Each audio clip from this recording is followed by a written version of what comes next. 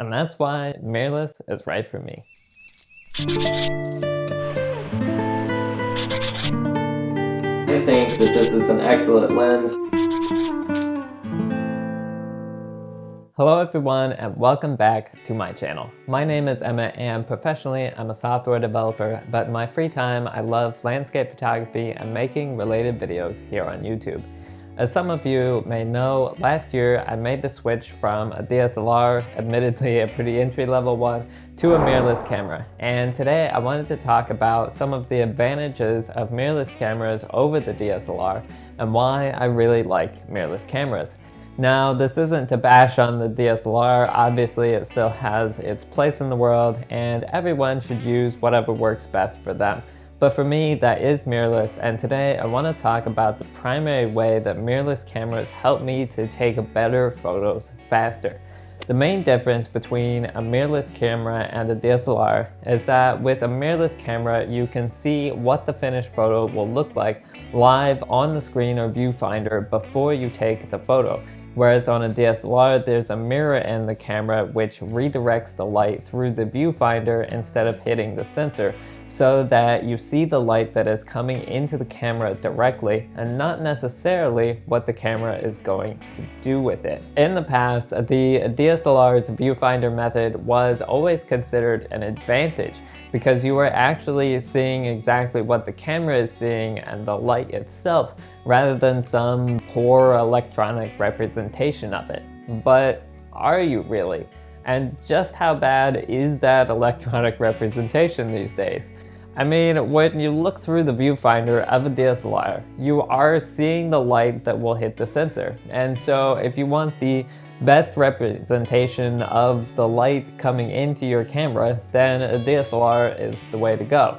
But I'm not sure when I'm taking a photo that I really care to see the light through the camera lens that much. I mean, I can see the light with my eyes just by looking around me.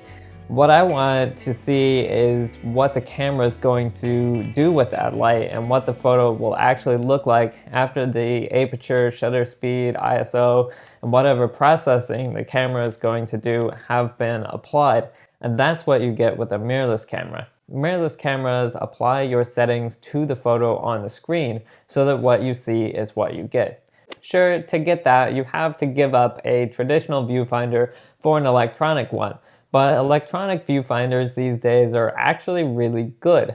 Once you get used to the fact that you can't see through it unless the camera is turned on, it's really easy to forget that it's electronic. When I'm using my DSLR, I almost always use manual mode because I feel like that gives me the most awareness of what my photo will look like.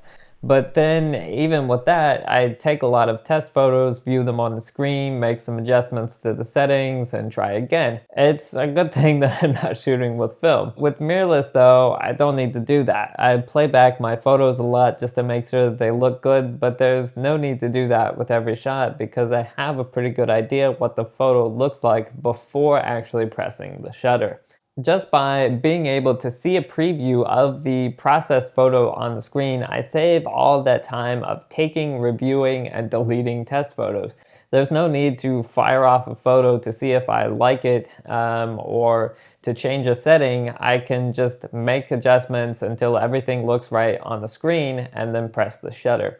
But the interesting thing is that being able to see the preview on the screen also enables me to take advantage of the camera's auto modes that I didn't before, which also speeds up the shot considerably. When I was using a DSLR, it was always a bit of a mystery what the camera might decide to do if I let it have some control.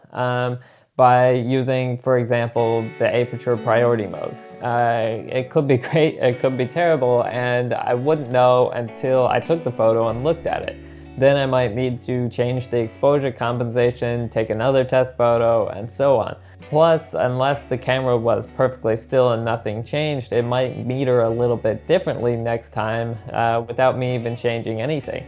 Because of that, I tended to use manual mode, so I had some idea of what I was getting in advance.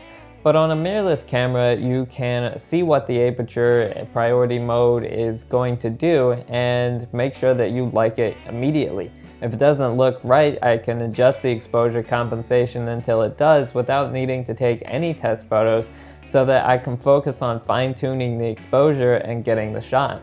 Because of that, I've started using modes like aperture priority a lot more, allowing the camera to pick the initial exposure for me.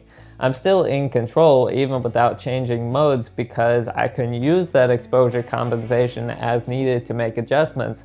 But the camera does a pretty good job, and if both the camera and I are going to pick about the same settings, there's no point in me manually dialing them all in. Letting the camera at least get me started on the settings saves a lot more time.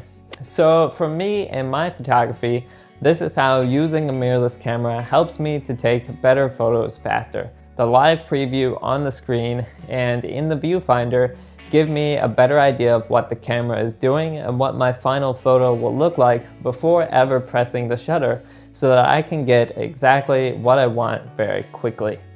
That is all for this video, but if you did enjoy it, don't forget to hit the like button on your way out and to subscribe to my channel so that you don't miss more videos that I am really excited to share with you in the future. As always, thank you so much for watching, and I will see you in the next one.